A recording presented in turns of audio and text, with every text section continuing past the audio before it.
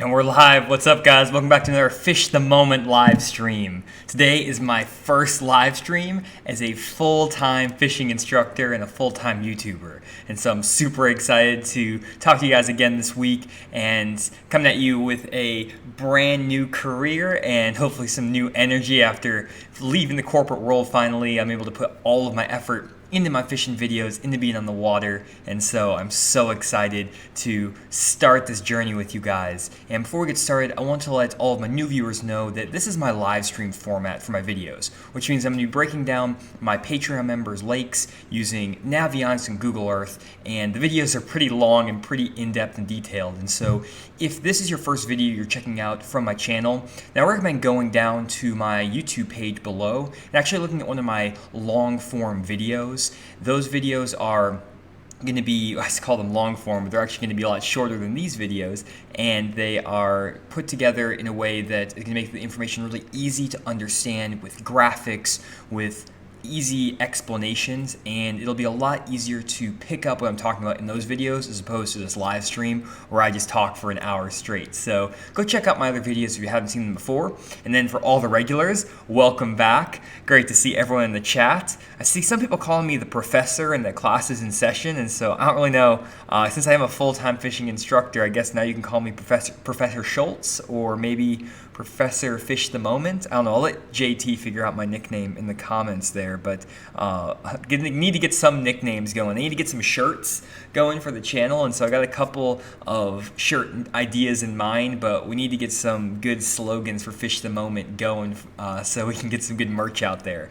But anyways, good to see Ulysses, Dan, Andrew, got JT as always, Roger, Chucky, David, Jerry, Levi, Matt, ton of guys in the chat. So really excited to see everyone in the chat today. And again, thank you guys so much for all of your support over the last really 3 years of this YouTube channel. You guys are the reason why I'm able to do this YouTube channel full time and also do my website, my instruction, all those things. And so without you guys, I would not be where I am today. And so I feel truly blessed by the support that you guys have given me, and I am really excited to take this next step in my journey. And my goal for this YouTube channel going forward is to continue to make YouTube videos, trying to put 3 to 5 videos out per week, trying to share as much information as I can with you guys. And then at the same time, I'll be giving on-the-water fishing lessons, virtual lessons, all that stuff, which you may have seen in one of my recent videos. And my goal isn't to try to put all this information behind a paywall so you guys have to pay all this money to get the information. I want as much of it possible to be out to the public, but obviously I have a limited amount of time, and so the fishing lessons are ways for me to go a little bit deeper with some guys on specific lakes, techniques, stuff like that, and they also help me kind of support my business and do this full time. So thank you guys so much for everyone who supported me over the years, and also who are signing up for the live video lessons and the on the water fishing lessons and buying my map breakdowns.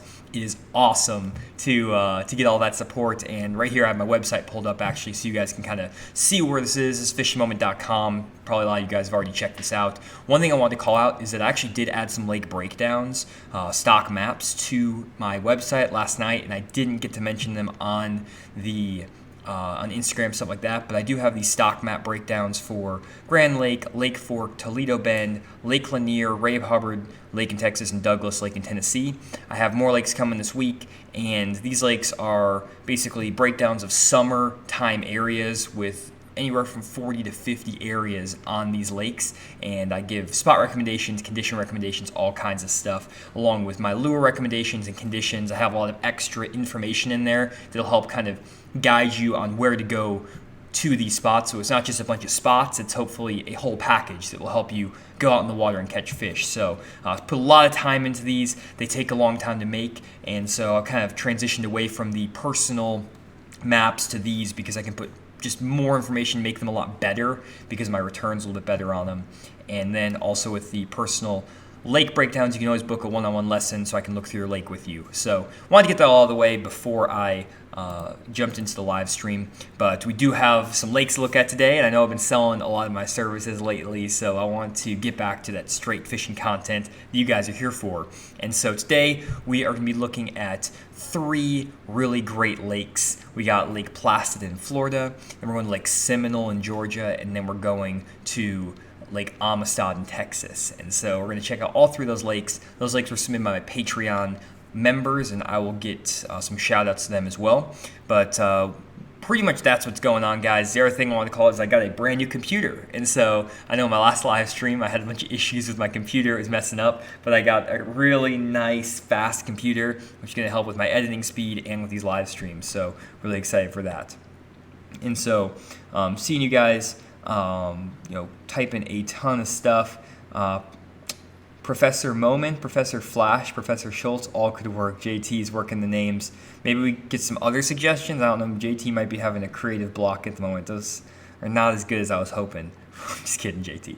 Anyways, I'll get through all your comments, you guys. Try to get through as many comments during the stream as I can, but obviously want to get as much information out as possible too. And so I will be reading comments periodically throughout the stream. And then as always, at the end of the stream, I will try to answer all of the questions. So if you do have to drop off the stream at any point, you can always come back after the video is uploaded live or uploaded to YouTube, and then you can rewatch the video, go to the end, and see my answer to your specific question.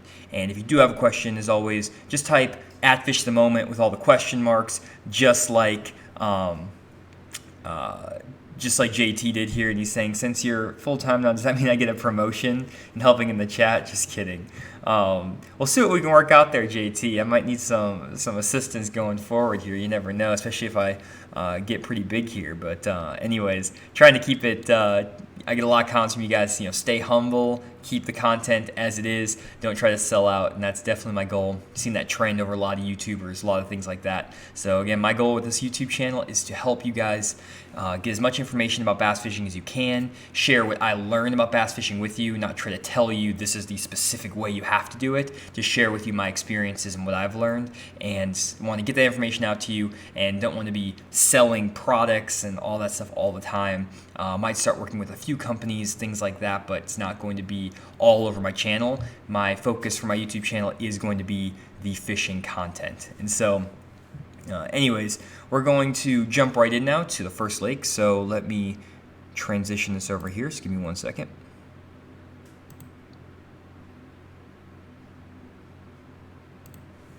And there we go. So pulling up the first lake here, guys. First up, we have Lake Placid in Florida. And Lake Placid is a lake that's, in a chain of lakes in Florida. There are a lot of lakes that look like this.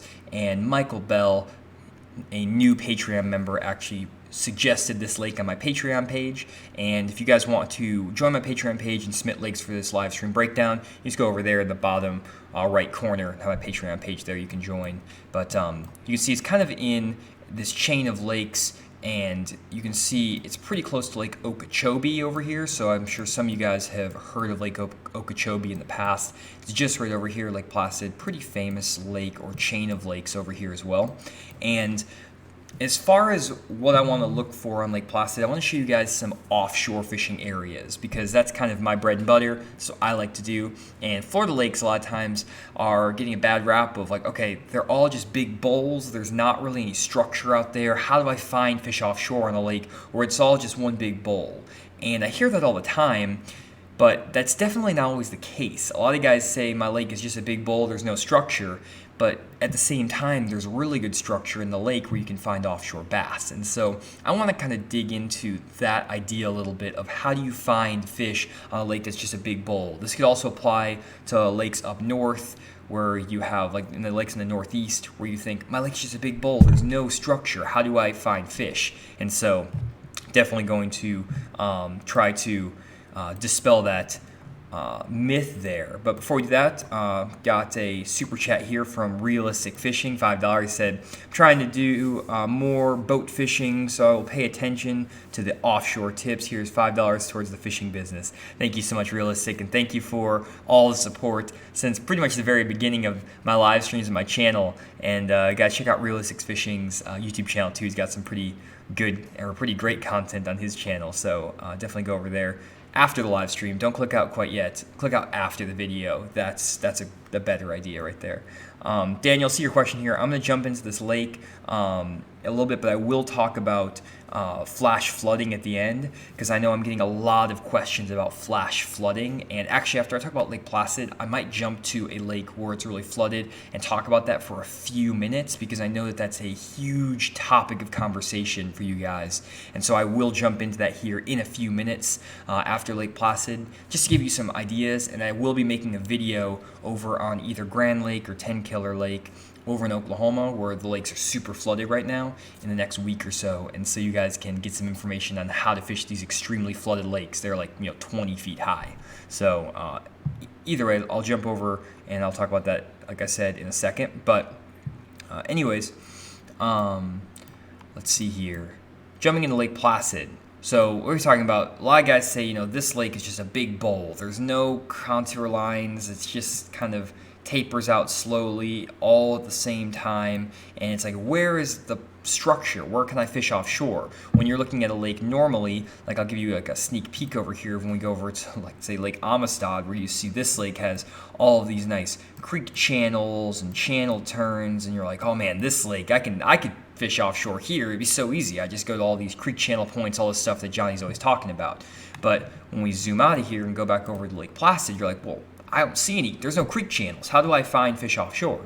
And so one thing I say about fishing these lakes where they kind of look like a bowl is that you don't want to focus so much on creek channels. And that's what I talk about in a lot of my videos. Instead, you want to just look for places where you have either high spots or subtle contour changes where you may have a drop of like 3 to 5 feet. And I'll talk about what both those things are here in just a second as we go through this. And so, first up, what would be an example of one of those high spots? Well, for one, if we kind of move up over here onto the top part of this lake, one of these high spots might be an area like off this point right here, where you kind of have an underwater point that sticks out, and then right up here you have an area where there is no contour lines. It's just blank, and this is what I would consider a high spot. And it's basically an area where the bottom is completely flat, surrounded by some depth changes. And these areas normally are going to have harder bottom, and if there's grass out here, even if it's, grass is out in 10, 15 feet of water,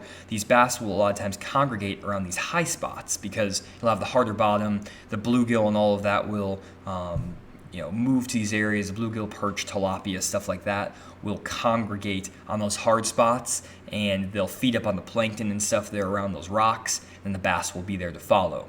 And there's a lot of high spots on these Florida lakes. For example, like right over here, we have a nice little high spot that kind of sticks out here off this point, another one right over here. As we go around the corner, you kind of see as we move down, you may even have like a little subtle high spot. You see the contour lines bump out right here. It's just a little subtle bump out. The contour lines kind of go flat, flat, and then they go here. That could be an example of a little high spot that I would consider fishing. And if we just kind of keep moving around this area, the contour line map around here is a little bit weird, but if you kind of look right here, even look at this, it's kind of uniform contours, and all of a sudden, boom, there's an area right here where this point sticks out. There's no contour lines, and you see there's a little high spot right here. All of these are areas that bass will congregate, and they're very, very subtle. They're not obvious places to look for bass offshore. And so when I'm looking on these Florida lakes, a lot of times you don't have to always look for the most obvious contour line changes, the most obvious drops and things like that. Those will work, but you can also look for these subtle contour areas that, to me, they pop off the map immediately, because I look at contour line maps like 10 hours a week, every single week, maybe more now. So to me, it pops. But it does take that kind of that trained eye to see what these high spots look like. And I do have videos on my channel about what contour line maps or how to read contour line maps, and I have all my live streams obviously. So if these high spots aren't making sense, then definitely go check out some of the videos on my channel about me explaining what contour line maps are, how to read them, things like that, because it really does help your fishing if you can identify high spots. It's like really the three structures you need to be able to identify offshore that will catch you the most fish are high spots, ditches, and ledges. If you can find a ledge, a ditch, and a high spot, those three will pretty much carry you through all of your fishing. And then points obviously are also a good one. I guess I could add a fourth if you want to talk about points, but really the ditches, high spots, and ledges, those are the three things you really need to learn about for offshore fishing, and you're going to be a successful offshore angler. Again, I talk about these all the time, and I'll talk about examples of all of those today. And so first up, you have these little high spots. And then the next place you want to look for are contour line changes, where you have contour lines where you kind of have a sharp drop or a sharper drop. And so, for example, what I do a lot of times when I'm looking at a lake like this is I'll zoom in all the way as far into the map as I can. Then I'm going to scroll out 5 times. 1, 2, 3, 4, 5. Maybe 4 for this lake. It's a little bit too much for 5. But I'll zoom out 4 times. And what I'm looking for on these maps, easiest way to identify good offshore places where there's a good drop, is basically look for where all these black marks are on the map, where you see these black lines. Those are places where the contour lines are tight together, and that's where we're going to have a sharp drop. And so you can already identify these are the places that I need to be looking for where there's a sharp drop. So in here, we have right here, here, right here, right around here something. We got one right here, right there, and kind of in here. And then we have a couple more like right there. That's really subtle, so I might zoom into that because that's a really subtle spot where you have a point that sticks out and it drops really sharply, and then both sides are kind of flat on either side.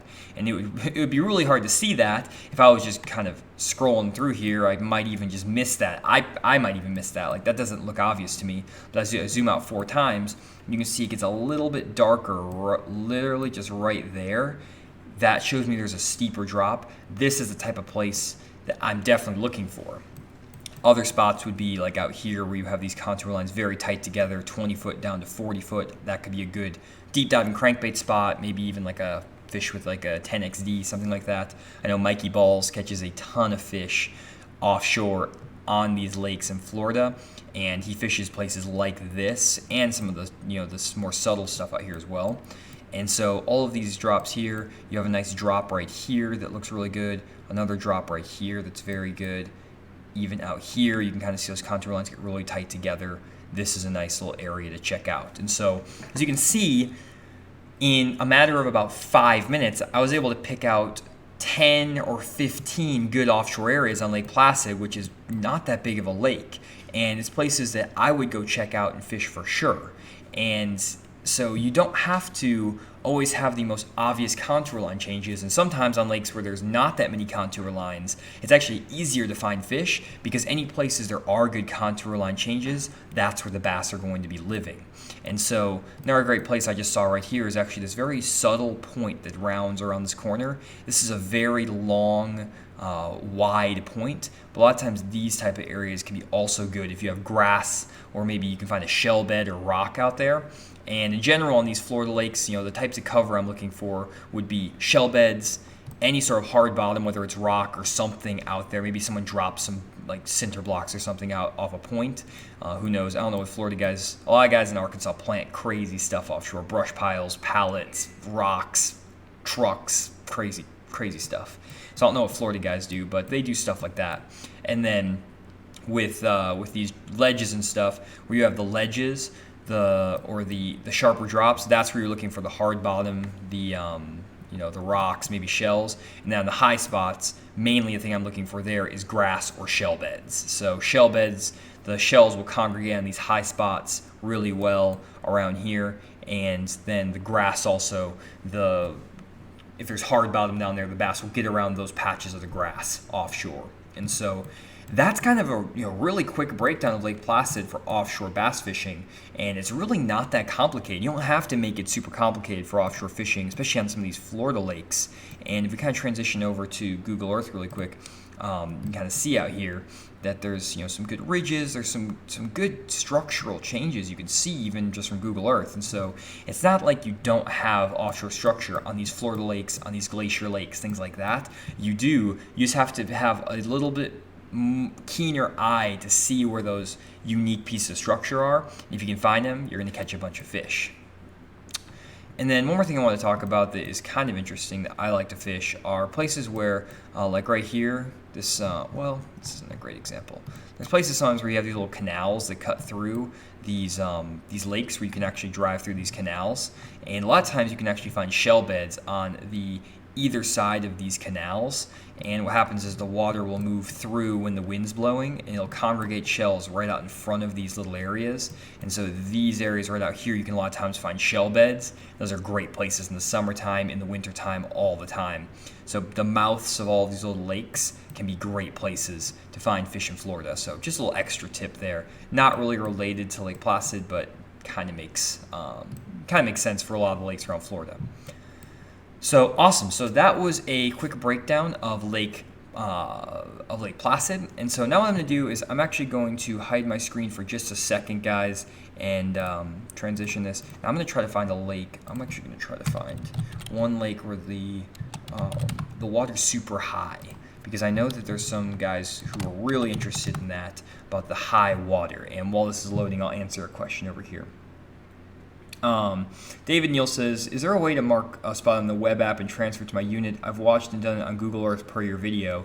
Unfortunately, David, I don't know a way to do that. I do know that you can do it on Google Earth, and that's normally how I do it, is I'll just go to Google Earth and I will type that in. Not the best solution, obviously, but that is a solution, and it's one way you can do it. And so just find the spots on Navionics, then drop a pin on Google Earth that's kind of in the similar area, and then download those. That's the best I can do for you there.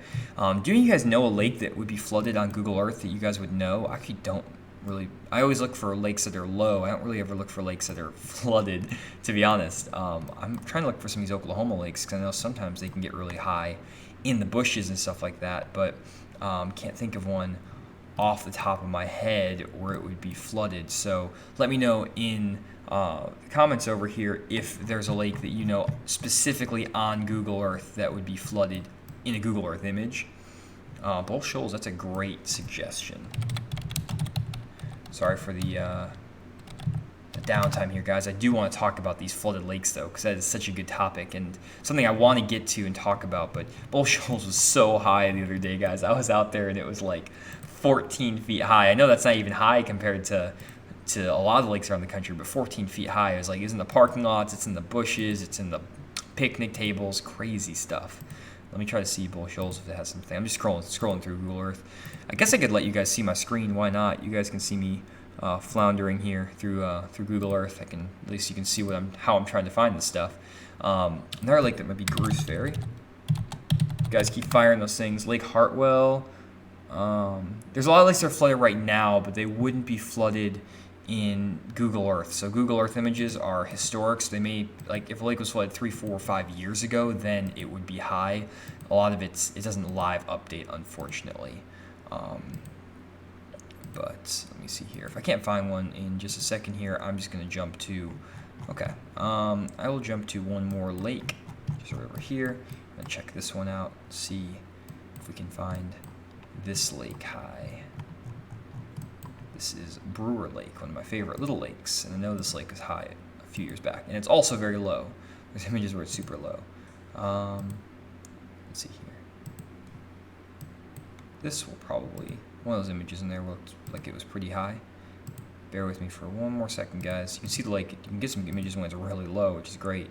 Okay, let's just use. This is not going well, guys. I apologize. Jordan Lake, Grant. Okay, this will work. So, okay, so here's the water. Let's just assume that this water is really flooded up in these bushes and stuff like that. We're just going to make an assumption that this is happening. And so this is actually a good lake because I can kind of show you some of the contour lines underneath it as well. So basically, if you look at this lake, you can see a lot of times that the lake might flood, and it's going to flood into all these bushes and trees. And a lot of lakes around the country are going to have this problem where the lake will flood. And actually, this lake is flooded right now up like 7 feet, 8 feet of water, and the bushes will flood all the way up here, and that will make it. Oh, I'm not transitioning. Thank you. Getting some support from the chat. Thank you guys, Dan. I haven't done a live stream in a while, guys, and but hopefully you can see it now. Rookie mistake over here. But anyways, if you look at the screen here, this is the lake, and so if you look through this, you can see that there's a lot of flooded trees and bushes and stuff like that, and the water can flood all the way up here, like almost up to this shoreline up here. This is kind of like a pasture. It can flood this pasture, and all these bushes get in 3, 4, 5 feet of water all the way back here, and it's impossible to get your bass boat back there, and that makes it super difficult because you're like, oh man, how am I going to find these fish on these lakes where the water's super high? I can't even get to the fish. And so there's 2 ways you can kind of handle that. The first is you can look for areas where you can actually get to the backs of the bushes. And so if you look around this lake, there's trees and stuff everywhere, but as you come back to this area of the lake, you can actually see there's some flooded bushes, but there's a big opening here where all the trees on the bank got cut down. And when this lake floods a lot, I can actually sneak in kind of behind these bushes and fish in the back of them. And I can actually fish really shallow, because a lot of times these bass will push all the way up to the new bank line, or they'll push back into the bushes that are in 3, 4 feet of water way up here, and you can't get to the fish if they're back in these trees because the bushes are so deep. But you can get to the fish when they're in these areas over here where you can actually sneak in there and find them. And so that's one way to do it. Second way to do it is when the lake is rising, you can actually fish steep areas. So over here you have like a bluff wall, for example. And on 10 Killer Ferry Lake in Oklahoma right now, one of my buddies has been catching them really well on a Ned rig, fishing down bluff walls. And they're places where the bass normally live year-round anyways, and this bluff wall basically is super steep. It's just a steep wall. And when the water rose 14 feet, those fish weren't affected because all they did was just move up the wall. They didn't have to push back into the cover. They just stayed right on that bluff wall. And so bluff walls are great places when the water's flooded if you can't access the fish. And then a lot of times as the water starts falling out of these bushes, that's probably the best time to actually move up shallow. And so what you can do is, let's say the water was up here 7, 8, 9 feet high, and as that water's falling out, those bass will actually pull out of those bushes to the outside edge, and you can start actually catching them. But before that, when the lake is super high up here, where you can't get to those fish, the bluff walls are good. The banks where you can actually get to the shore, those are really good. And then the last thing is you can actually fish offshore. And fishing offshore is another really productive way to fish in these high water conditions. And it's kind of counterintuitive because you would think, well, why am I fishing offshore when the lake is super flooded? Normally, the common rule of thumb is that the bass move shallow with the rising water, and that's normally the case where bass will move shallow when the water rises. They'll follow that water, and they can move up into the new bushes and stuff like that that have extra food and forage, and the bluegill will move up there, and it has the perfect habitat for them. But not all bass will move with that rising water up into shallow water. And sometimes, if you kind of look at this lake when it's super drawn down, you can see a lot of times these bass will set up on these like brush piles out here, where these brush piles on the edge here are normally in about 15 to 20 feet of water. The lake is down like 15 feet in this image. And what happens is that as those bass that normally live out here are setting up on these deep brush piles, things like that, a lot of times you can find these same bass as the water rises, they'll move up into these little ditches and drains or up here on the ends of these parts of the flats. And instead of trying to fish way up in the bushes and try to follow those bass that moved up here in the flooded trees, you can find these bass that moved away from the deep offshore ledges, the deep drops in 15 to 20 foot. They have now pushed up into these ditches where this now, with the water 5 feet up, this may be in 15 feet of water, where this was normally in 15 feet. And these fish will just pull up into these flooded ditches and things like that, but still be offshore. And one place some guys were catching them on Brewer Lake the other day, caught some good ones, were off of this drop right here. And a lot of times these bass will set up like way out here off the end of these points in the summertime, but because that water came up, the guys were catching fish around here off these kind of shallower drops, shallower ledges, and it's because they pushed up with the water, but they didn't push into the bushes, they just pushed the shallower offshore structure. So hopefully that kind of helps you guys out, helps you give you at least a little bit of idea of what to look for on some of these flooded lakes. And so you guys are saying, show your screen, no picture. Rookie mistake forgiven. Thank you, JT. This is solid info from Joe B. Great channel. Thanks. Awesome. So I'm going to get to all the comments again, guys, but since I did that little detour, I want to jump back on track, and I'm going to send us over to Lake Seminole, which is over in Georgia. And by the way, guys, I am aware that I don't talk about enough northern lakes, and I've been doing that a little bit on purpose because a lot of you guys are still in that like spawn time, and it's hard to talk about offshore fishing when most of the fish are spawning. And so the majority of my audience is in the south, and so the offshore areas, the offshore fishing is what's good here in the south, and a lot of the fish up north are actually still on the beds, and so kind of hard to talk about both topics when the bass have been done spawning for 3 months here in the south where I'm fishing. And so I am going to start talking about some northern lakes as we get into July, August, when those offshore fishing really gets good. So don't worry, I'm not forgetting about you guys. I'm just trying to make sure the content is able to be consumed by as many people as possible. And being a former northern angler, growing up in Wisconsin myself, I know the pain of not having very good instruction up on Wisconsin lakes up in the northeast. And so I'm going to try as best I can. I'm also going to try to make a trip up to Wisconsin back to some of my family at some point and actually do some fishing around Madison Channel Lakes, Oshkosh, places like that, like Winneconne, Winnebago, Door County, maybe stuff like that for guys who fish up there, and may do some fishing lessons while I'm up there as well. So anyways, Lake Seminole here in Georgia, really popular lake. Bassmasters have fished there a couple different times. Brett Hite won a tournament here, and then they just fished here this year, and what was his name? Belat. I think Belat won here.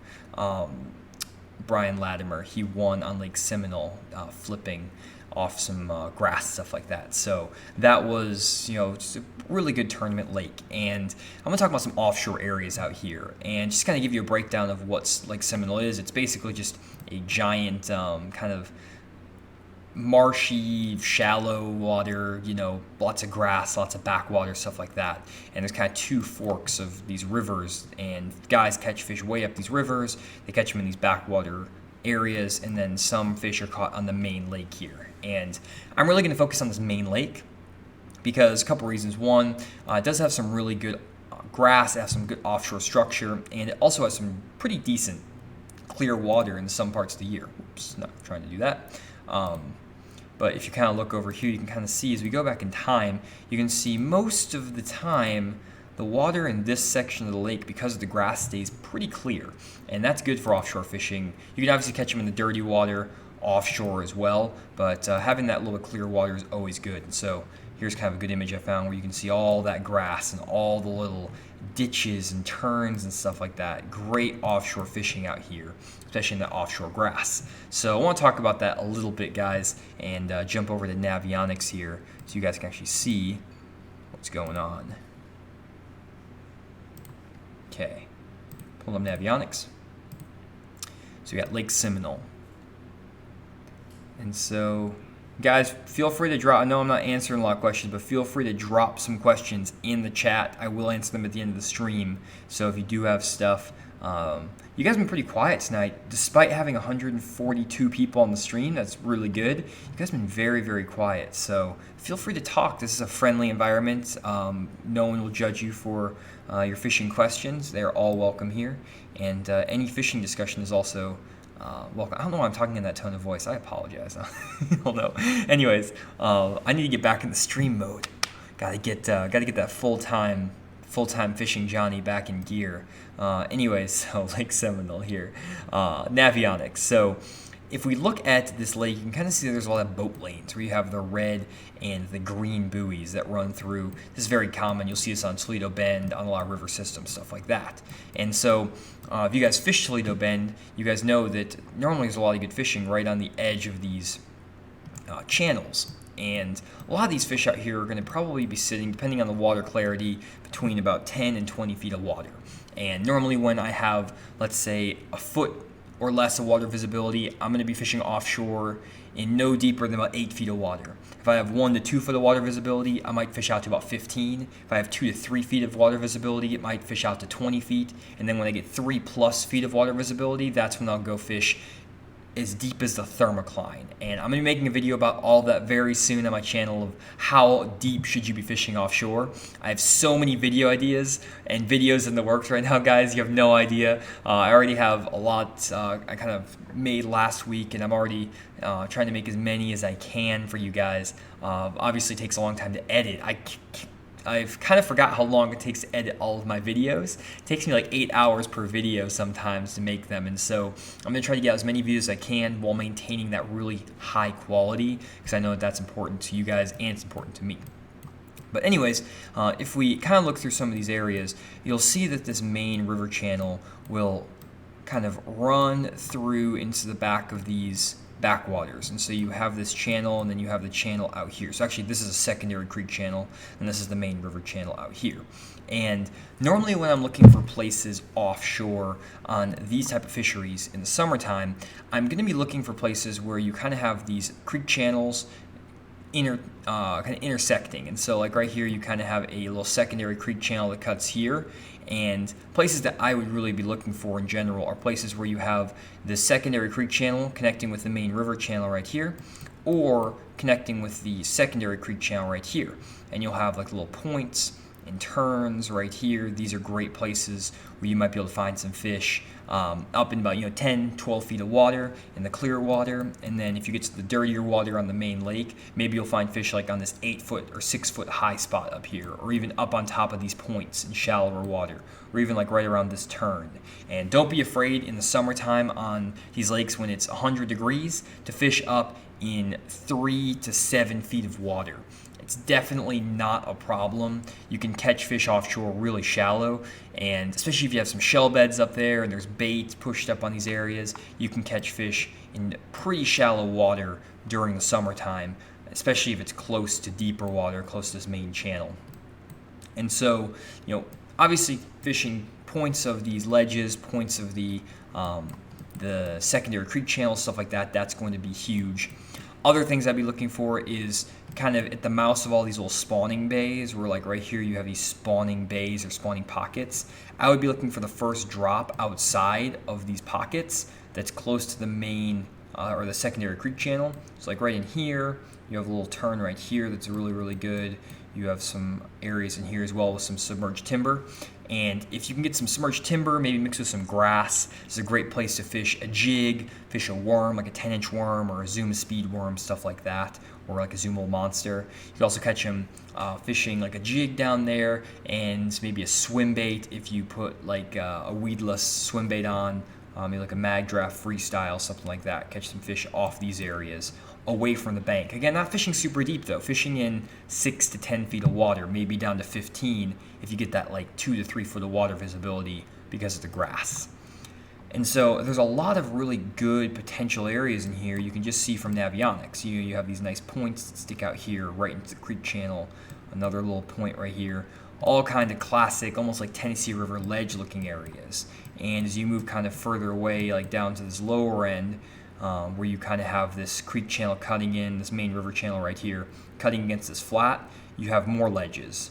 All of this in here, I would be graphing all of this, or fishing all of this, looking for fish. I'd be graphing if I was trying to fish in like 10 foot of water or more, and then if I was fishing in less than 10 feet of water, I would probably just pick up a deep diving crankbait, and I would just crank down these ledges pretty quick. If there's grass up there, I might fish like a lipless crankbait or something like that to work through the grass. Trying to move quickly, find those fish, and this area is great because it's just again right on the edge of that main channel. And so look for the edge of these ledges. These high spots out here can be really good. all kinds of good water out here on Lake Seminole. And then as you move up around this corner, you have the mouth like a spawning creek right here, this big flat. Again, that main river channel cuts in right up against this flat. And all of these little high spots, these turns, all that. Money. Gonna be so good. So, okay, I'm going to take a breather, answer a couple questions real quick, so that was a lot of information I just threw at you guys. I keep hitting this. I have a new mic, too. I have a lot of new fancy things. Thank you guys for the support. I'm able to get all these new fancy things for my business, trying to improve the audio quality, improve the video quality, all that stuff now that I'm doing it full time. And I feel like I need to actually get some professional setup. Got a new camera. Man. One thing I am going to think about doing, guys, I have two ideas for these live streams. I know I talk about the lake because you guys really like the lake breakdowns. A couple things I did have an idea for. One would be an on-the-water live stream. And I actually just got a Hero 7 Plus GoPro, or Hero 7 Black, something like that, where I can actually live stream from my boat onto YouTube. And so if you guys do want to see an on-the-water live stream, definitely let me know. I need to figure out how I can get the audio and stuff to work. Still working on that, so bear with me there. But if you would like an on-the-water live stream where I would actually be fishing and talking live and maybe answering questions, stuff like that, let me know. And then another thing that I'm thinking about doing is doing a Q&A live stream, and something where I would just answer you guys' questions the whole time. And I don't know if that would be better maybe in a video format. I'm trying to make a Q&A video here coming up in the next couple weeks. I'm trying to figure out how I would format that, but I don't know if I should do it in like a regular video or I should do it in a live stream. So again, let me know what you guys would prefer in that situation. And PK Clark just says, just do it.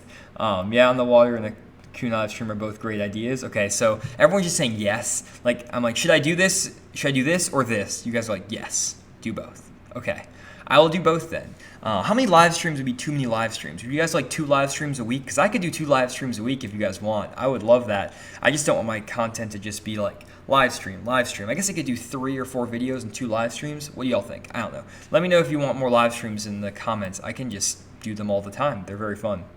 As long as you guys will still show up to watch. But as far as this lake goes, Lake Seminole, the other thing I would talk about is if we go back over to Google Earth really quick. Let me switch this up. Transition over here. If you do go to some of these older images like 2007 and there is some good grass in here, one thing I would do is if you kind of looked at some of these maps I'm going to switch right back, but look at this area here. We have this point and then you have this flat here. You actually see there's a nice little ditch that cuts in right here, and there's a point to the ditch, there's another point to this ditch, and there's grass all in there. And there's also another little ditch right here. So if you think straight up from this point, you see a little ditch, and then you straight just over here, you see a ditch. If we go back to Navionics, one thing you'll notice that I just saw as I was looking through here is, transition this back over here, we go to this point, it's very hard to see, if not almost impossible to see that ditch on Navionics. You can kind of like barely see it. It's like right there, but it's like not really clear. And then this ditch, you don't see it at all. Maybe you see this like flooded timber line somehow that shows it, but you can't really see it at all using Navionics. And so this is where you can go to Google Earth. And one thing that a lot of you guys may not know about, because I didn't know about it until someone in my comment section let me know about it, you can actually go onto Google Earth and you can go up here, and there's that ditch by the way, and then right here and here. What you can do is you actually zoom into this ditch, and you can actually take the tools, because the tools up here on the top bar, obviously you have the go back in time tool, which I use all the time. You also have the pin tool where you can drop a pin. I made a video on how to transfer those pins from Google Earth over to your fish finder, and it's a video called my top 3 Google Earth tips. Check that video out. It's like the best video I feel like I've made on my channel. I personally would have loved to known that like 10 years ago, and everyone who watches it is like, this is crazy. I never knew you could do this. To make it even better, though, I'm about to show you something else that I found, a new trick. If you go over from the pin, you have the pin here, which is this yellow pin. If you go over to the right 2, it says add path. And a lot of you guys may know this, but you can actually go in here and draw a path around this ditch like this. And you can just draw that path. And then, boom, you have that line. Then we come over here, and we can also add a path right here around this little ditch. And you can add this path to your fish finder, and then when the lake's back up, to normal pool, you can have the edge of this ditch clearly laid out for yourself. And you can actually kind of see it here. It's kind of a little bit useless because you can actually see this ditch clear as day here. But at the same time, you can still know that there's a ditch that cuts in. So maybe you can actually fish out here, where most guys might go right to this grass edge right here. You can actually start fishing that ditch right in here out in front. That could be a great little area that most guys don't fish. And that's a good little offshore spot. Again, you could even just check that ditch starting here and here. And it's something that you can do to get an edge on your competition. And again, these paths will just be added straight to your fish finder. And you can also do this if you want to try to find ways to run into like sketchy backwaters. You can make these paths, things like that. Or if you just want to draw out a ledge, like if we went back over to Brewer Lake, for example, you could draw out all the edges of the ditches and the ledges and stuff, and that would make it really easy for you to find all those areas. So anyways, hope that makes sense. And JT's already got me with the link to the Google Earth Tips video. Thank you, JT. Saying, got to use the draw tool. Yeah, it's so cool. I use it all the time now. And you can actually, when you watch my video, it'll say, when you actually convert the files, it'll say on the what was it, the KML to the sonar file, whatever it is, that the KML converter thing. If you go there, it'll say save the waypoints and save the tracks. You need to click both boxes on there. And I actually don't have that website pulled up on my new computer, but I'll probably make another video about that just to add that to the channel because I think that's such a cool tip. Anyways, I'll make a video about that again too so you guys can get all the details. But anyways, that's Lake Seminole. We now are about 15 minutes left in the stream, and so I want to get over Lake Amistad, and then I also want to, GPX, there we go. Thank you, Magnetic Fishing Madness. Cool. And I don't know what Rogers, why he said God. Is it because I maybe said good? I don't know, but hopefully I didn't sound that cringeworthy, Roger. I apologize. Anyways, just kidding. So let's jump over now to Lake Amistad, and we will fly over here. And so he's saying good, cool. So Lake Amistad, great little or big lakes. We're on the border of the U.S. and Mexico, and so I know that some guys may be concerned about like border security, stuff like that. So I'm going to focus on the northern shore of Lake Amistad, so we don't have to worry about going into international waters, things like that. And so if we do kind of go to, let me find the borders. Here is kind of the area where you have the U.S. and the Mexico border. So I'm going to focus on like the area around here, just because I think it's pretty safe from what I've heard recently. I don't know though. I'm not 100%, but I'm going to focus on the kind of this northern shore over here in the U.S. just so just if you guys are interested. So that's why I'm doing that. So anyways, Lake Amistad's a really cool lake. It looks like just the perfect textbook, fishery. It has standing timber in it. I think it has some grass in it at some point. It has all kinds of ditches and drains, and it's perfect. It's exactly what you would want from a fishery. If you're going to draw a textbook bass fishing factory, it'd be Lake Amistad, and that's why it has some of the biggest bass in the world in this lake. And so my favorite looking areas on this lake are kind of these creeks right around here, these creeks in this area, and I really like this area up here as well. I'll kind of get into why I like those two areas in particular. So let's jump over to Navionics, and I'll show you guys why. And Rolando says, completely safe, just don't go at 12 p.m., try to go at 12 p.m. Okay, cool. So it looks like we're good, good there. And then Magdana's saying, what is your take on fishing larger swimbait fishing in the summer versus the winter? I don't do a lot of big swimbait fishing, to be honest. Magnetic Fishing Madness. I normally focus on just like jigs, crankbaits, and jigs and crankbaits because that's pretty much what I focus on. But a lot of times you can catch fish doing a lot of other baits, the big swim baits, things like that. I'm trying to get into the big swim bait fishing a little bit, though I know that Tactical Bassing covers big swim baits on their channel all the time, and they're really good at it. And so I also want to make content on YouTube that's not overlapping with what they're doing and with what other YouTubers are doing, because they have great instruction already, and so I want to get out different instruction. So that's kind of why I don't talk about big swim baits. That wasn't really your question, but that's kind of the idea.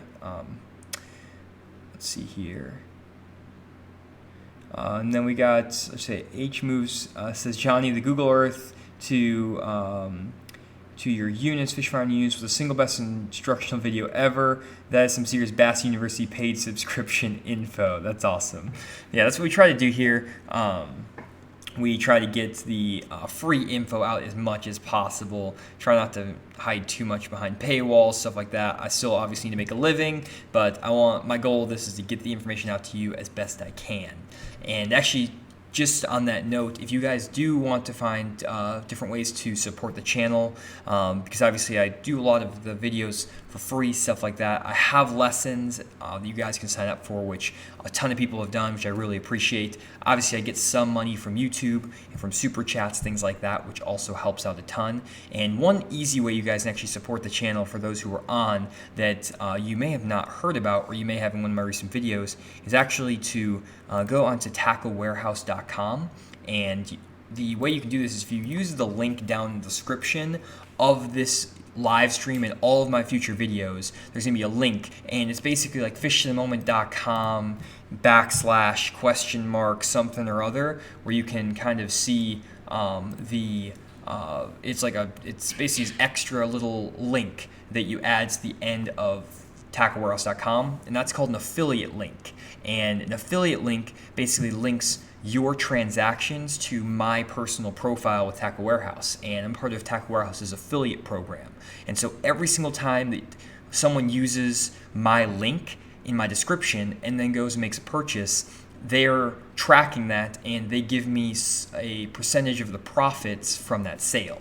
And it's just a way to, help support my channel. It also gives, I'm also helping them by driving traffic to Tackle Warehouse. But if you guys seen in my videos since I started the channel, I've been using Tackle Warehouse links in my descriptions since like my very first video. And so it's nothing new to the channel. I've been talking about Tackle Warehouse now for 3 years on this channel. I've used them for a long time. I'm a true believer, and that's why I am partnering with them. And I don't partner with a lot of different companies. I've had offers from several companies to partner, and I've kind of tried to be very selective of who I work with, so I'm giving you guys really good product recommendations, things like that. I don't want to be selling products I don't believe in, and I also don't want to have very many sponsors. I want to keep it very limited, and this is the only company I'm working with at the moment. So if you guys do ever buy fishing equipment online, or just buy fishing equipment in general, and definitely check out Tackle Warehouse and use the links in my videos. I have a link in this description that takes you just straight to tacklewarehouse.com, and if you just follow that link, then go add stuff to your cart, make your purchase, it'll count for me. Just make sure you use that link and don't click away from the website in that process. You just have to click the link, buy your stuff, go straight to checkout, then you'll be good to go. So enough of that. Hopefully that makes sense, and that something you guys can help me out on. But thank you so much, Rolando, for the $40 super chat. He says, I really make use of your content, helps tremendously. I kayak fish down south in tournaments. Really appreciate your info. Thank you so much for the super chat. I really appreciate the support. And thank you for let me know the content is helping you. That's always super motivating for me, and that's why I do it. So I get a lot of awesome comments from you guys all the time about how this helps, how this kind of helps. But thank you so much for again, all support and everything there. So anyways, let's jump back over Lake Amistad, and we will kind of see what's going on over there. So Lake Amistad in Texas.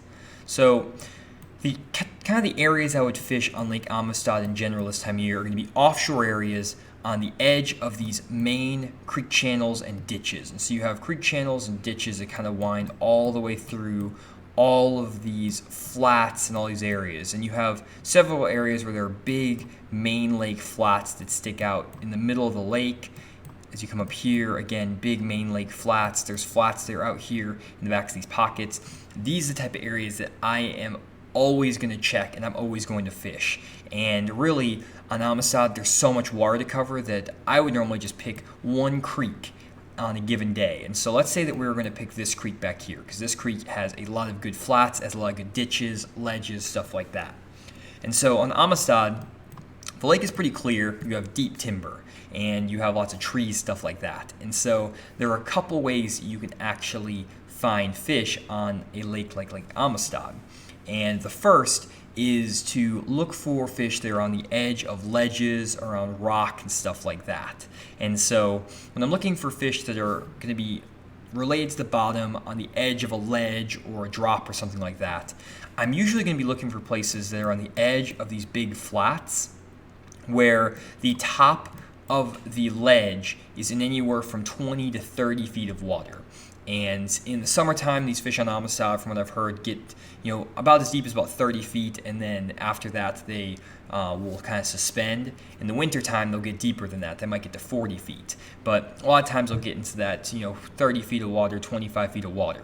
And so there's really not that much water out here where the tops of the ledges top out in that 20, 25 feet, 30 feet of water. A lot of the ledges as you move out the lake are going to top out in 50 feet of water and be very, very deep. And really what I'm looking for are places not where you have a steep drop from 50 to 100. I want places where you have a very steep drop from like over here, 20 feet of water straight to 100 feet of water or 80 feet of water like here. Again, this point right here might be 37 down to 100. This is 22 down to 100. This area right here is where I'm going to be doing most of my looking. And so I'm just going to be looking for places that, again, are by these main channels, these main creek channels that wind into these pockets. I may even look at some of these places like this hump out here, where there's a little bit of a ditch that cuts in and then it leads to this hump kind of around this turn. That could be a great little area.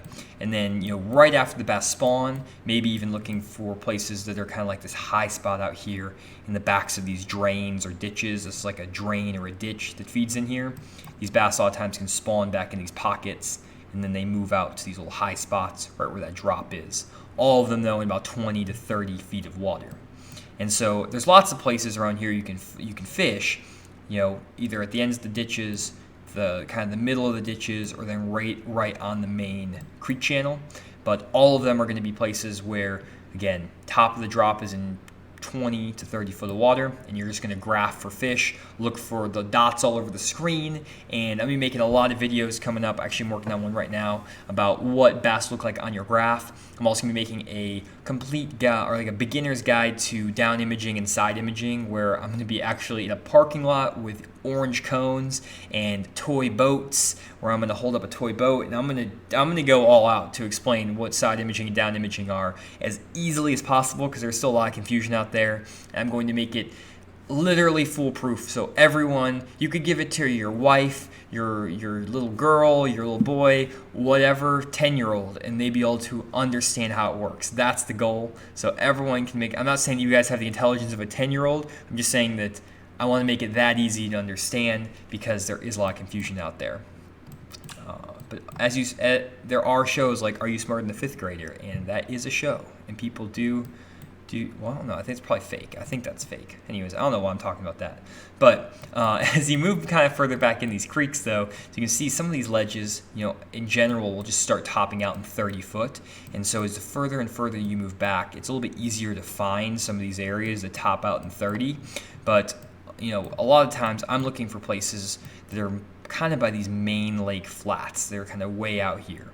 And so, if you kind of just look around, there's really not that many places where you can actually find 20 foot of water right next to a creek channel. Right here is an example, or right here, maybe right around here. But then all of this is all too deep. Maybe right here could be good, even in like here. This is all too deep though. This could be a good little spot right here, potentially, right in there. But it's really not that easy to find places out there that have that criteria. So that's a really good way to first try to find some fish. Just look for those ledges that top out. They're right next to a creek channel. They're top out in 20 foot. So that's the first thing I would do. But then if you move into like a bay like this, or let's move over here. So let's maybe move into a bay like this, where you have a lot of areas where the creek channel tops out or the tops of these humps and these ledges top out in 40 feet. And you're like, okay, that's great. I'm looking for these places to top out in 20 foot, but there's like 1, 2, 3. There's like 3 places in here where that rule applies. Maybe there's a couple more, but not that many. So what do I do in that case? There's fish that live offshore out here, but where do I look for them? There's only a couple places that rule applies. And so what I would look for in this situation is actually flooded trees that were there before the lake was flooded. And I'd be looking for these trees that are on the edge of this channel that are standing up tall in the water. So let's say that you come over here and there's this little hump out here and it tops out in 39 feet of water. Well, maybe some of the trees on this hump, actually on the edge of this hump, are, it's 40 foot of water, but they're 20 feet tall or 15 feet tall trees. And you can actually find fish suspending in the tops of these trees in the summertime. And I'm actually going to pull up an image. I have better images of this coming, guys. I just don't have them pulled off my graph. I had them from Lake Ouachita, but I do have an image to share. The sonar recording. So it's probably like the jankiest sonar recording I have. So I apologize up front for the quality of this image you're about to see. But this is from Table Rock Lake, and I have a video coming actually on this whole this type of stuff. Oops, 1 second here, guys. I'm trying to drag the screen across, and I'm struggling over here on the struggle bus. Let me go over here. Close that down. Transition over here. Okay. So this right here is an image from my fish finder, and that is not the sonar recording I want. Let me back out. Give me 1 second, guys. I'm going to find this real quick. Here we go. This is the one. So this is from Table Rock, and if you guys know, the Major League Fishing guys were out on Lake Table Rock for 2 events in a row, actually, because there were some cancellations and stuff like that. And so basically, the guys were out there for an extended period of time, and I actually got to go out and fish on Table Rock for some on-the-water fishing lessons the week before the Major League Fishing guys were there, and then the week after they were there, and then there was the event the week after that. So I kind of was sandwiched between their 2 events. And I actually was finding a lot of good fish offshore at Table Rock, and I have a complete video coming about that next week. I'm working on it literally right now with all these graph images of where I found these fish.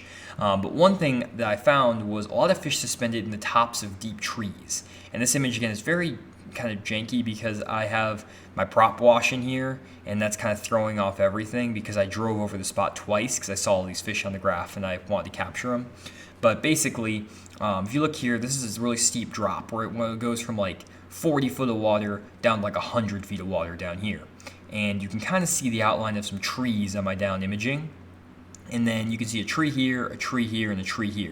And if you look very closely, you can see 1, 2, 3, 4, 5, 6, 7, 8 dots, 9 dots. Very kind of hard to see, but you can see these 3 very clearly. Those 3 dots are bass. They were spotted bass in particular. And I actually was fishing a swim bait through these trees, and I was catching these spotted bass right here that were suspended in about 25 feet of water. And I would count down that swim bait down to about 15 foot, kind of swimming across these trees, and those spots would come up and crush it. And that's how Jacob Wheeler was catching his fish when he won the event, and a lot of guys were catching them throughout the event, was on deep trees like this, also on deep brush piles, all kinds of stuff. And I have a video coming about that again next week with all these images. I also have more. I have a lot more videos coming about catching suspended bass, fishing offshore. I'm doing a lot of fishing lessons on Table Rock and Lake Ouachita. We've been crushing them on swim baits, vertical fishing, like video game fishing off my graph. I'm making a video on that as well,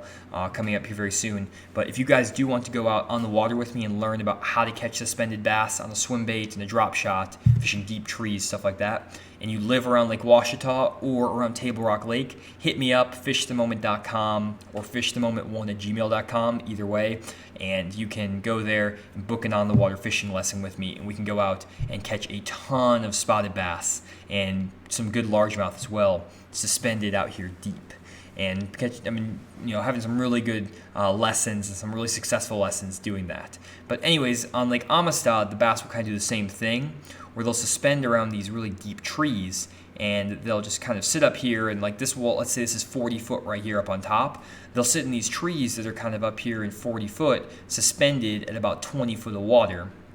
and they'll be over, these deep trees are out here, and they come up shallower, and that's the type of area where you can find some really good fish. And so even if you don't have, let me go back, transition over here really quick, go back to avionics. So even if you don't have the the tops of the ledges being in like 20, 30 foot of water, it's in 30 or 40, as long as you find those deep trees that are 10, 15 feet tall on the edge of his main river channel on these humps and points and stuff, you can find those bass suspended in those trees and actually graph for them, find them, and catch them. And so it's a great way to catch fish out there as well. Again, go-to baits are basically a swim bait and a drop shot on those fish. So anyways, and JT's saying hard to be a spy bait too for suspended bass. Yep, I've been catching fish on a spy bait actually on Lake Washita. Some good fish on a spy bait. So good call out there, JT. I do need to bring you on board, the Fish of the Moment team, I think, at some point here. But anyways, let's see. So I think that's pretty much it. We're an hour and 4 minutes in. I got through all the lakes. I got through a bonus high water special. I fumbled around with the live stream, messed up a few things here and there. My live stream's looking like it's covering up a weird part of the screen. So there's all kinds of stuff just going on. I got this Navionics. I don't know why that's over there, but I didn't even notice that.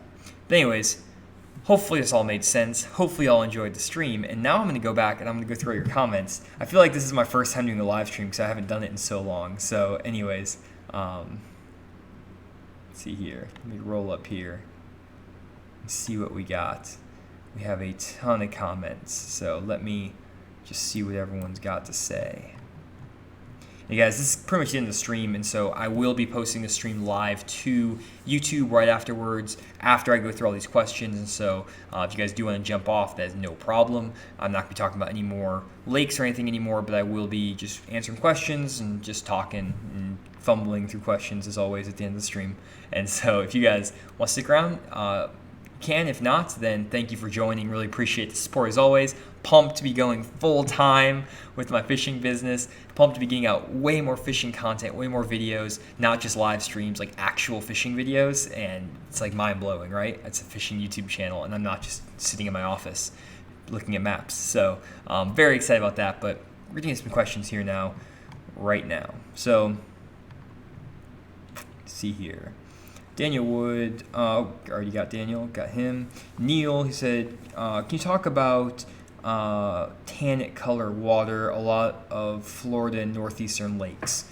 Yeah, the tannic color water is interesting because it's kind of like, it's clear, but it's dark. It's like dark, clear water. And so really all I would say there is those fish will get pretty much, they'll get down to about 20 foot of water in that tannic water. I don't really know a lot of lakes that have tannic water where they'll get really deep. They might get down to 30 feet, depending on how kind of clear-ish that water is. What I do know is that the best bait to fish in tannic water is June bug.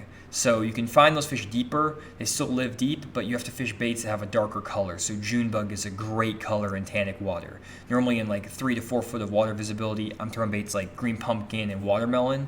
But when I find that tannic water, I'm always throwing June bug. Let's see here. David Neal says, is there a way to mark spots? Oh, already got that one too. Awesome. I'm doing better than I thought. A lot of guys are suggesting lakes.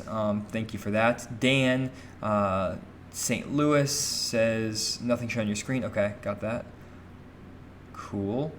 Andrew says, would you completely avoid the shallows on Seminole when the water temperatures are 80 and above? Great question. Didn't really get to that. So I would not ignore the shallow water. And that's one thing that I'm going to talk about a lot, guys, in my upcoming videos. I talk so much about offshore fishing, and a lot of guys think, offshore fishing is the ticket. You have to be fishing offshore all the time. That's definitely not the case. There's a lot of times when fishing up shallow can be really good. And so I'm going to pull up like Seminole again. I'm actually going to pull it up on Google Earth because there's some really good Google Earth images. And so we got Google Earth over here.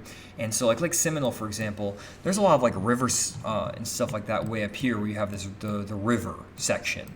And a lot of times you can pull back up into some of the backwaters, these backwater sloughs and some of the lily pads and some of the grass. You can fish, actually out on the main river on like the, if you find like little islands and stuff like that out here, the tips of these islands can have like sandbar drops, things like that, shell beds off the drops of these like points. So that's fishing 2-3 foot of water. You can even just come in here to these these little creeks, and just flip trees and bushes all day long. And you can catch big fish doing that. Definitely is possible. The big thing about fishing up these rivers and stuff like that is it takes a lot of time to find those fish, especially in Lake Seminole where there's so much cover. And so you can catch them even on the main lake up shallow. It's just kind of like finding a needle in a haystack. And offshore, it's also like finding a needle in a haystack, but you can actually graph for that needle and drive your boat and actually see the fish down there. Or you can find like the little ditches and stuff like that on Google Earth, and it makes it a little bit easier to fish like that offshore grass. And so in my mind, I can be a lot more efficient and find fish quicker fishing offshore and find bigger fish quicker. Maybe it's easier actually to catch fish up shallow year round, but if you want to catch like that big limit of fish, if you fish offshore, you're going to find it a lot quicker and a lot easier when you're looking offshore as opposed to fishing up shallow in the summer. But fishing shallow in the summer is definitely a valid and viable technique by far. It's definitely something you should be doing, and I'm going to be talking in upcoming videos about when I fish shallow and when I fish deep in the summertime, because I do fish both ways. If you watch my videos, I don't just always fish deep. When I do my fishing videos, I also fish shallow. And there are times, again, when shallow fishing is the deal. Offshore fishing isn't the cure-all, but it's pretty good. It's pretty fun, and it works a lot of the time. Anyways, can't wait for the thermocline video. That will be coming soon, for sure. Let's see here. Get some more questions. Let's see here. Kid Iraq says, is all this dependent on timing, early morning, late evening, or can this be applied to midday? I don't know the questions. I don't know exactly what we're talking about with they might just be offshore fishing in general. Yeah, offshore fishing in general is very timing dependent. It has to do with current, with wind, with the, how the shad are acting, all kinds of stuff. And so there's so many factors that go into it, and so that's why sometimes it's better to fish up shallow, because the fish aren't active offshore. And so a lot of times, like on river systems, if there's current running, that will get the fish offshore active. It'll also get the shallow bass active though. And so you have to kind of figure out, okay, do I need to fish shallow or deep in that situation? Are the deep fish a better bet, a shallow fish are a better bet? There's so many factors. It can literally make your head spin when you think about it all. And so that's why when I would go out to the lake, I normally always pick to fish either, I'm going to fish shallow for the first 3 hours, then fish offshore for 5 hours, and I stick to that. Or I give myself some sort of rules, some ways to confine my fishing day a little bit. Obviously, I want to fish the moment, and I want to make sure that if I'm catching them up shallow, I can change, but I go into my day with some sort of method or some sort of strategy so that I don't just have all these possibilities spinning in my head. Because you can, like let's say I'm like Seminole here, I'll name off 7 patterns for you right away. 1, you could go flip boat docks. You could then fish all of these floating mats of grass and punch those. You could fish the mouths of all these creeks and try to find shell beds or current seams here. You could fish the center of this ditch out here on some of these deep trees. You could fish this grass spot out here and look for ditches with a worm and stuff like that. Come out here and fish the main part of this bay looking for shell beds and isolated grass patches. You come out to the main river and fish an offshore ledge, so on and so forth. There's a million ways you can fish, and in my mind, all of them are valid and all of them are good. So I have to go into any fishing day and say, okay, I'm just not going to do the shallow stuff. I just don't care. And I'm just going to come out here and fish the offshore stuff, and I'm just going to figure out the timing of that. Same thing, I could say, okay, I'm going to say screw the offshore stuff. I'm going to fish only shallow. I'm going to figure the timing out for the shallow water. So it's all, fishing is all timing. It's not just, fishing offshore, fishing shallow. That was not an answer to your question, Kid Iraq, but hopefully that kind of made sense. And so, let's see here. And then David's saying, how long would a fishing live stream be?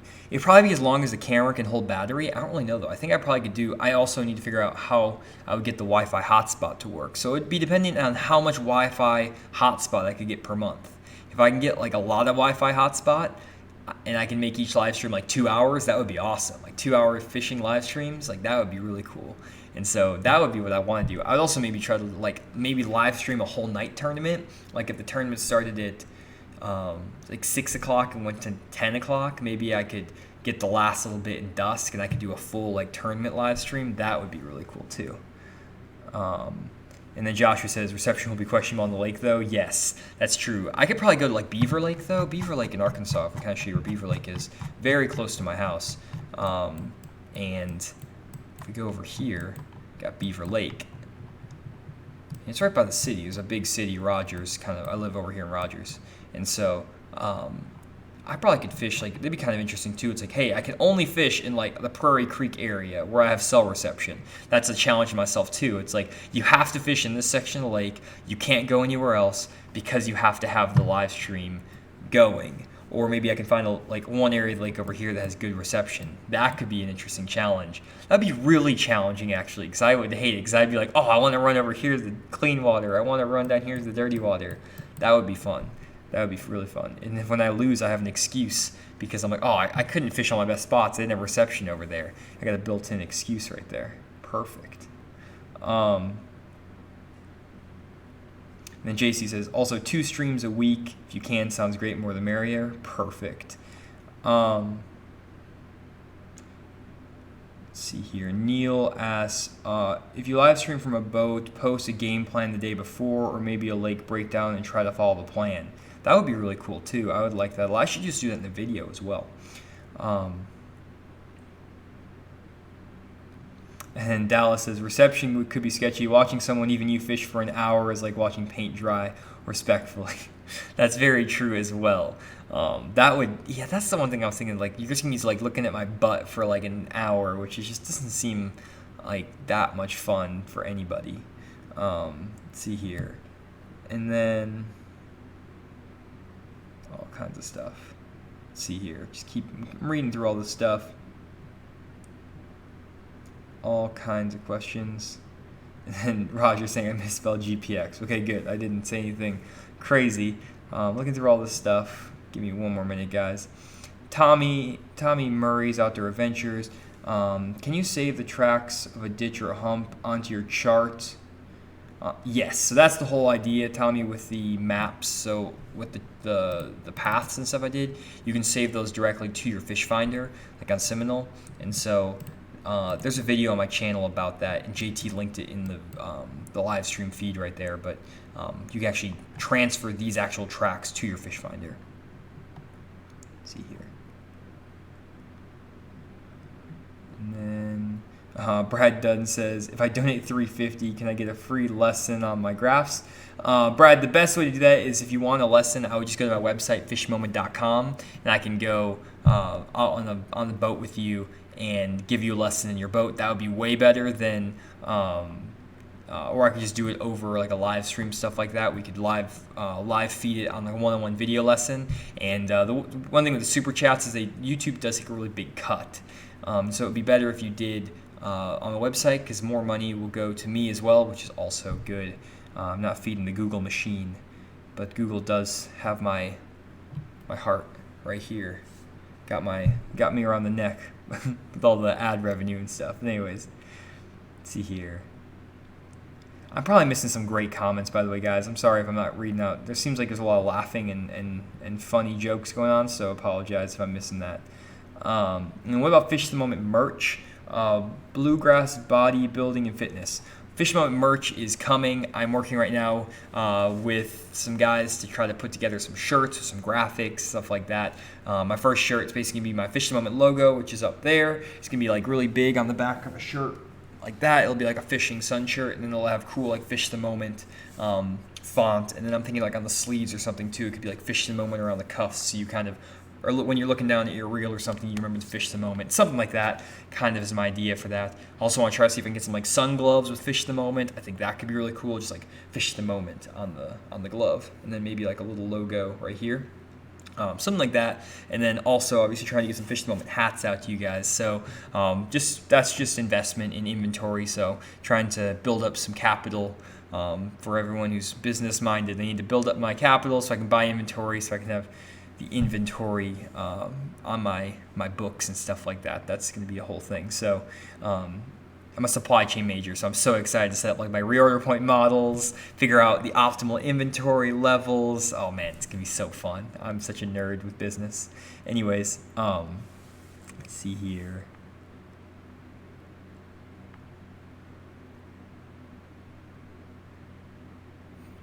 Guys, let's see here.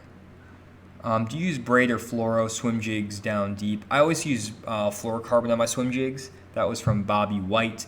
I like fluorocarbon. I've thrown swim jigs on braid before, and I rip holes in the fish's mouth really bad with the braid on my swim jigs, where actually I'll rip a hole in their mouth, they'll jump, and they'll lose the hook. So I've gone to 20-pound fluorocarbon on my swim jig specifically.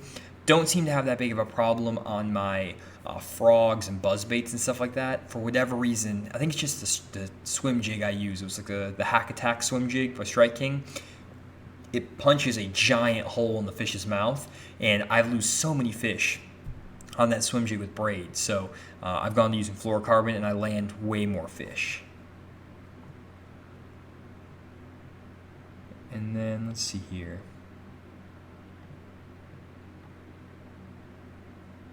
Dallas asking, do you fish high spots casting from deep to shallow, straight from the point, or fish across for the best results? Normally I fish deep up to shallow, Dallas, because normally those high spots are going to be in pretty shallow water. And so if I was fishing a high spot, let me go back over to, let's see here, avionics. Let's just find a little high spot up here real quick. So like got a, where's a good one? Can't find them when you need them. Right here, little high spot, like right there, or right here. This one's even better, right here. I would cast up from deep out here in like 13 up across this high spot right there. Oh, I didn't transition it. Sorry, guys. Classic. Here's my image right here. So I would sit my boat out here in deep water, and I would cast up shallow, mainly because I don't want to put my boat up in the shallow water, because that trolling motor can spook the fish really easily, and it won't spook them as much if it's out here in deep water. But if it's in line with this high spot up here shallow, I feel like it has a tendency to spook the fish a little bit more. So when I'm fishing high spots, especially when they're in 5-6 feet of water, put my boat deep. If this high spot's in 30 feet of water, I can put my boat right on top of those fish and catch them like vertical and stuff. It will bother them a little bit sometimes, but it won't bother them that much. So it doesn't matter if you're casting from like literally any angle if that high spot's in like 30 foot of water. Let's see here. Then magnetic fishing mass again. John, in your opinion, which state is the toughest state to fish? Probably Alaska. That would be I would think Alaska, right? Well, for bass, Alaska or Hawaii, right? I feel like that has to be the answer. That was kind of a cheeky response, but I'll just go with that for now because I'm being very tired from this hour and 20-minute live stream. It takes more out of me than I remember, but it's very fun. I love talking to you guys on here. It's awesome. So anyways.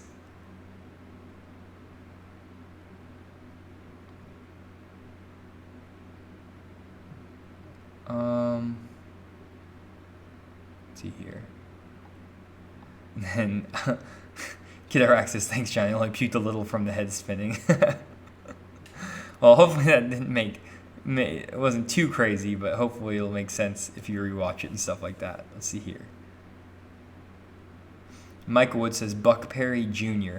I never knew who Buck Perry was. Everyone thinks, like, one guy said I would like plagiarize Buck Perry, but I never knew who that was. I feel like I should know as like a student of bass fishing, but like all of my bass fishing is focused on like tournament fishing, and that's where I learned fishing. So I never, like, maybe I'm just too young to know who Buck Perry was, but I never heard his name until like I started making YouTube videos, and everyone was like, "You're Buck Perry Jr." So I have no idea who that is. So I might need to go back and look at some of his stuff.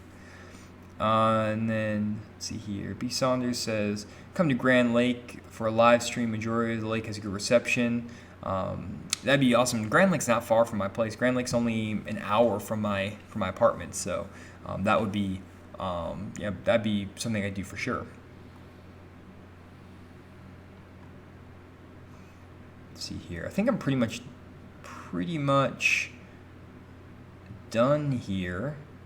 No mouse is what it looks at. Oh, I didn't have my mouse up. Okay, well, sorry about that, guys. I didn't click on the map. So hopefully there was no mouse, but anyways. And then Stay Hot 81. That is a great tag name.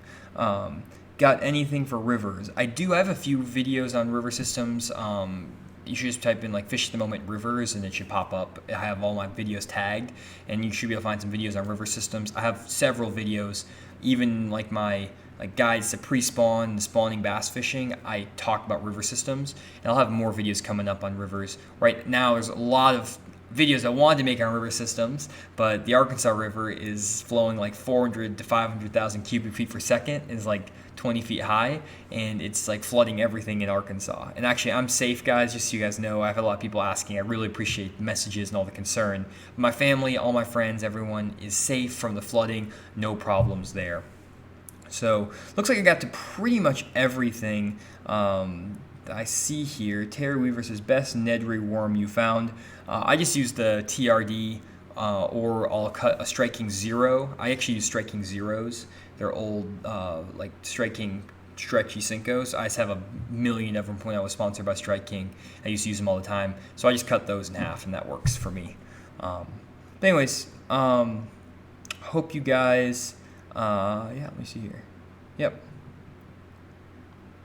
Cool. I think I got to everyone then. But anyways, thank you so much, guys, for everything. And I guess seen some more comments here. Stay high once. I've seen most of them. Great info, man. Has helped me stay in the money in my club. Awesome. So thanks, guys, again for checking out the live stream. 118 you guys are still on the stream, which is awesome. We had a really good attendance today, which is awesome. I want to hopefully get back up to, I think I had like 300 or 400 people on at some point in my stream, and I was posting regularly. Hoping to get back to that. Hoping to be posting a ton of videos for you guys, doing a lot of lessons, and getting as much content out as possible. So stay tuned to Fish the Moment on YouTube. Stay tuned to my website, all kinds of stuff, because I am going to be pumping out the content over the next year, 2 years, 5 years, 10 years, as long as I can possibly do this. So thank you again for all the support, for making my dream possible, allowing me to fish full-time and give fishing instruction full-time and help you guys become better bass fishermen as my full-time career. So